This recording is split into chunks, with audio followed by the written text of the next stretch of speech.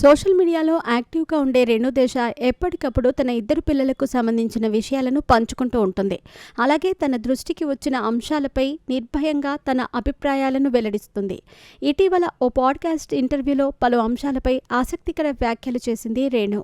ఇందులో భాగంగా తన రెండో పెళ్లిపై కూడా స్పందించింది. ఈ వార్తలే మీడియాలో హైలైట్ అవ్వటంపై రేణు తాజాగా అసహనం వ్యక్తం చేసింది. ఇన్స్టాగ్రామ్ వేదికగా ఓ పోస్ట్ పెట్టింది. రేణుదేశాయ్ గురించి ప్రత్యేక పరిచయాలు అవసరం లేదు.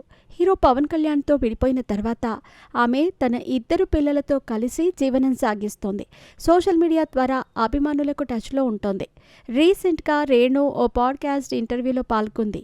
పలు అంశాలపై తన అభిప్రాయాలను వ్యక్తం చేసింది. ఈ క్రమంలో తన సెకండ్ మ్యారేజ్పై కూడా స్పందిస్తూ ఆసక్తికర వ్యాఖ్యలు చేసింది. దీంతో ఆమె రెండో పెళ్లి వార్తలే మీడియాలో, సోషల్ మీడియాలో ప్రధాన అంశంగా మారింది. దీనిపై రేణుదేశాయ్ అసహనం వ్యక్తం చేసింది.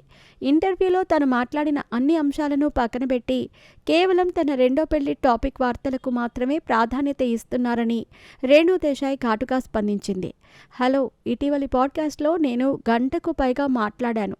మతం, రిలేషన్షిప్స్, సోషల్ మీడియా ప్రభావం మొదలైనవి అన్ని ముఖ్యమైన అంశాలపై మాట్లాడాను. కానీ మీడియా వాళ్ళు నా రెండో పెళ్లి టాపిక్పై ఎక్కువ ఆసక్తి చూపుతున్నారని నేను గ్రహించాను. ప్రేక్షకులుగా మనం దేనికి ఎక్కువ ప్రాధాన్యత ఇస్తున్నామనేది మరోసారి రుజువైంది. కాబట్టి దయచేసి మీ దృష్టిని 44 ఏళ్ల మహిళ రెండో వివాహం నుండి మళ్లించండి. ఈ సమయంలో ఆమెకు దాని గురించి ఖచ్చితంగా తెలియదు. అందుకే టారిఫ్ ఆంక్షలు, మహిళా భద్రత, ఆర్థిక వృద్ధి, వాతావరణ మార్పులు మొదలైన అంశాలపై దృష్టి పెట్టమని నేను మిమ్మల్ని అభ్యర్థిస్తున్నాను. మనం మెరుగైన పౌరులుగా, ముఖ్యంగా మంచి మనుషులుగా ఉండటానికి అవసరమైన అటెన్షన్, ఆలోచన గురించి పాడ్కాస్ట్లో నేను మాట్లాడిన అంశాలపై దృష్టి పెట్టమని మిమ్మల్ని కోరుకుంటున్నాను. నా పెళ్లి గురించి నేను 100 సార్లు మాట్లాడగలను. ఎందుకంటే అది నా జీవితాన్ని, నా దగ్గరి కుటుంబాన్ని ఖచ్చితంగా ప్రభావితం చేస్తుంది. దయచేసి మీ చదువు, విజ్ఞానం, జర్నలిజం అనుభవాన్ని ఒక మహిళ రెండో వివాహం కోసం ఉపయోగించుకోవద్దు. ఇదేమీ సమాజాన్ని, చట్టాలను ప్రభావితం చేసే అంశం కాదు అంటూ రేణుదేశాయ్ తన ఇన్స్టాగ్రామ్ స్టోరీలో పేర్కొంది. పవన్ కళ్యాణ్తో విడిపోయిన తర్వాత రేణుదేశాయ్ మళ్లీ పెళ్లి చేసుకోవాలని భావించారు.